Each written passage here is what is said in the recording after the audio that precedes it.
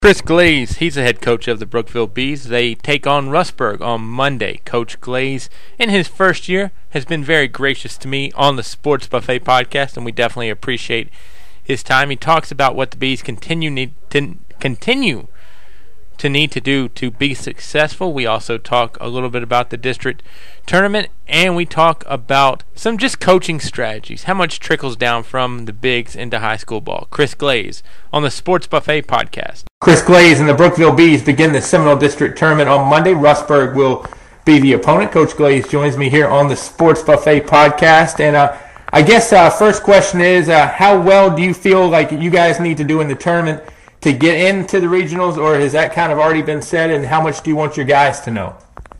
Well, obviously, it's different this year. Last year, I think you win the first game, you're in. They take 4 teams. This year, they're taking 3. So you must win 2 and make that consolation game. Third, fourth place, meaning a whole lot. But obviously, we want to play for a district championship. So, yeah, I want our kids to know what they're playing for and what's at stake, and we've been playing well here as of late, and we're ready to get after it. How important is it, like, we mentioned you guys want to get to the district championship, and you got to win 2 to get to the consolation, but how important is it just to get momentum going? Because when you hit that regional tournament, I don't think you want to have sat and been stale either. Oh, it's extremely important. You want momentum, and we feel we got some momentum. We won our last 3 ball games. We got some momentum going into this district tournament, and we want to keep it going. With these games, you still have to set up your regional starters, but you got to get there first. So it's a lot that goes into it, and who we're going to pitch and what we're going to do, and it depends on a lot of matchups.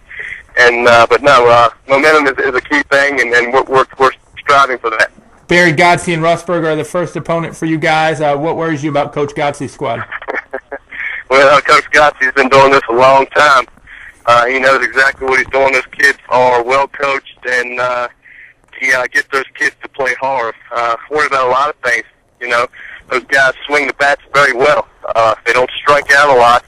They put the ball in play, and they put pressure on the defense, and that worries me a whole lot about them. Other than that, they remind me a whole lot of us. They're young as well, and but they play hard, and it's a very tough matchup for us in the first round. We talked about this earlier with this being your first year as head coach, but obviously you've been around the program for ever and ever type of thing. But how different is it to where Coach White might have been picking your brain in the past few years, but now you're the one that's got to pick somebody else's brain because ultimately the buck stops with you? How much does it feel like you have experience, even though it's not head coaching experience? If you get what I'm saying. Yeah, well, I tell you what, Coach White, the luxury that he had when he did ask me for my opinion, he already knew what he was going to do.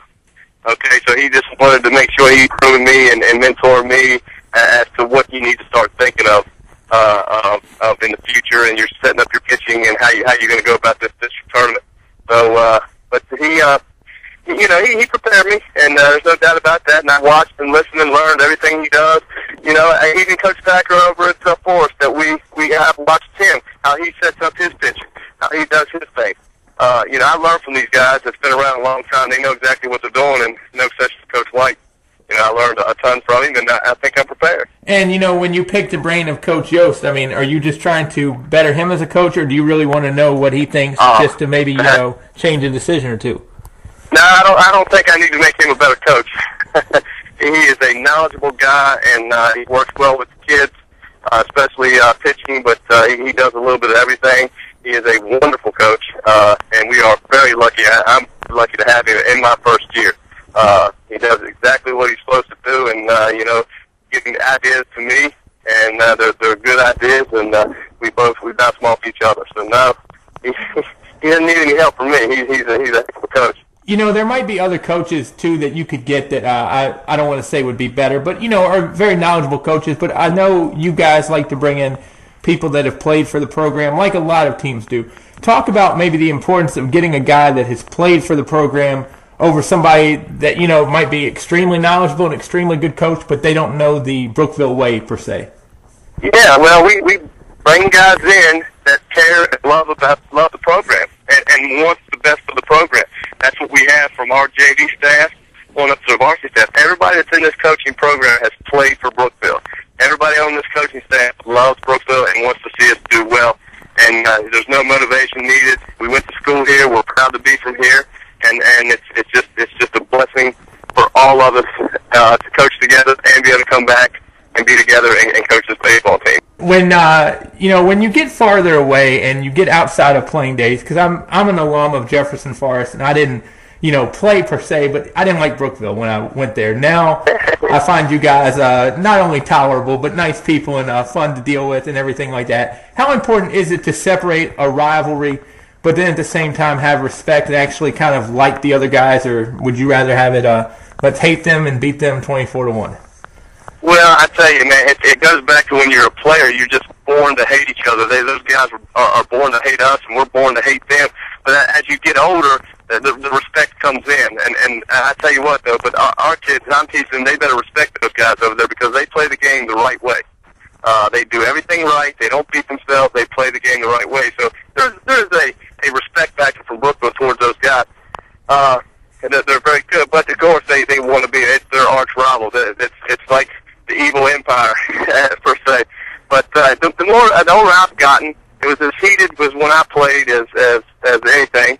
But the older I got, you just it's filled with respect. And those guys do a marvelous job over there. Gillian, Thacker, all those guys have been around a long time. They're just great coaches, and they do the right things and have those kids playing well. Do you think rivalries in high school have kind of changed? Because I don't know back in the day how much you guys cross-mingled with people from other schools. I'm sure you kind of saw them around town or hanging out or whatnot. But nowadays it seems with the advent of AAU and, fall ball for baseball and so on and so forth, a lot of these guys at some point will play together.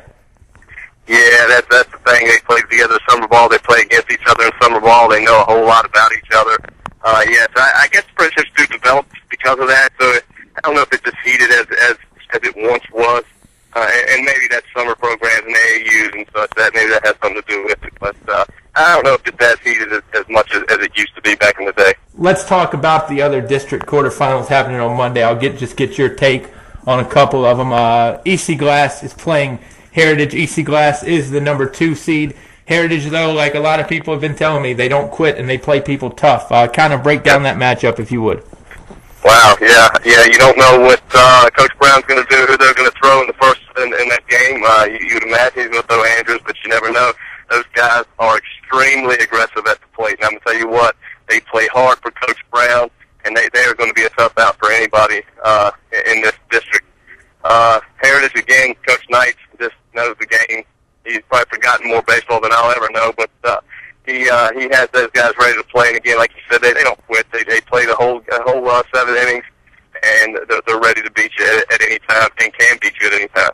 The other district quarterfinal will be Liberty against Amherst. How do you size that one up? Wow.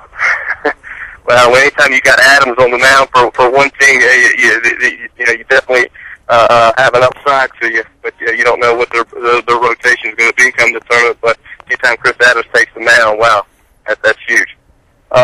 Liberty, again, they are exactly like Heritage. There's no quit in those guys. Coach Thompson, again, those guys play hard for him, and they never quit. I think that we beat them 6-1 with our ace on the mound one time and came back from 1-0. And I think each of us had a total of about 5 hits in the game, 3 for us, 2 for them, something like that. So they battle, scratch, claw, and do whatever it takes to win a ball game. So that's going to be an exciting matchup as well. How much do you, as a coaching staff, have to get the guys ready for a second season, and how much of it is dependent upon them in terms of getting themselves ready, if you know where I'm going? Yeah, our practices now, at this time of year, there's not a lot of defensive practice. We take a lot of ground balls now, and we take a ton of swings.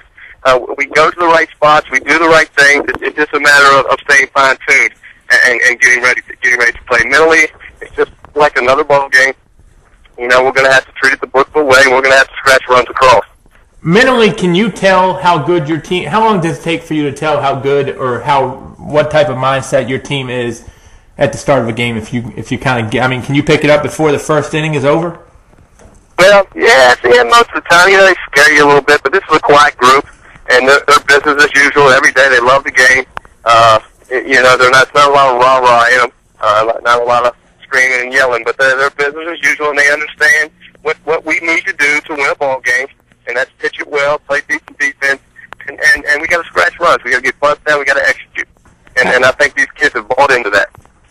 important is it that at this point in the season that you and Coach Yost and everybody else doesn't try to outthink yourself too, and you just keep doing what you're doing and not make the game more complicated than it is? Yeah, we talk about it all the time. Kids win ball games, coaches lose ball games, and that's just the way it is in the game of baseball. Coach's job, we feel, is to prepare our teams for every situation. We feel like they are prepared, but ultimately the kids, they have to go out and win the ball game. They got to go out and execute and win the ball game. So yeah, we don't want to get the wheels turning too much because we don't want to get in the way.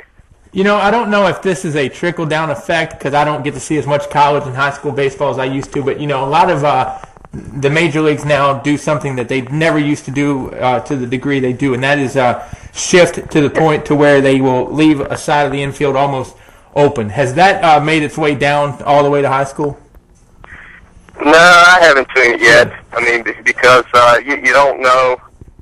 You think about it. These guys got charts on those guys for about 400 at bats. Right. We got 60 total at bats, I guess. For the year, and I don't know if you want to leave a hole in high school like that open. So no, I've never seen it. I've always trickled with, at the end of the game, last inning, bases loaded, 1 out. Pulling an extra outfielder, pulling the outfield in and plugging a hole in the infield. Right.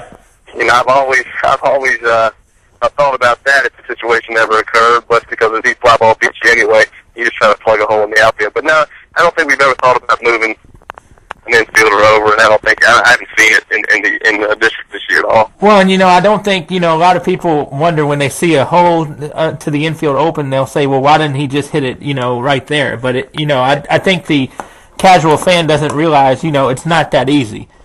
Yeah, easier said than done. Right. I tell you, easier said than done. But the thing about that is, a kid at the high school level sees a pitch, sees a hole like that, and they might try to hit it that way and pop up. So it probably could be a good idea, but I don't have the guts enough to run it. So. Is there a guy playing at the most elite level that you would really want your guys to copy just when they watch him on TV or whatnot?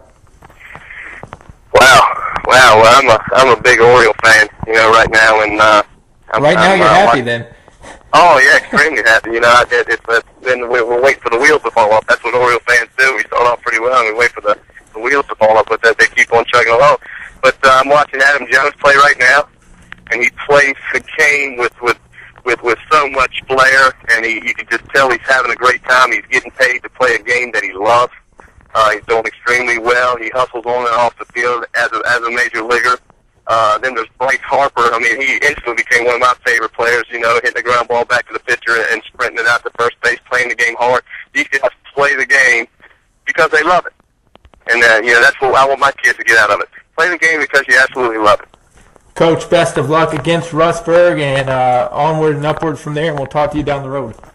Thanks a whole lot, Bob.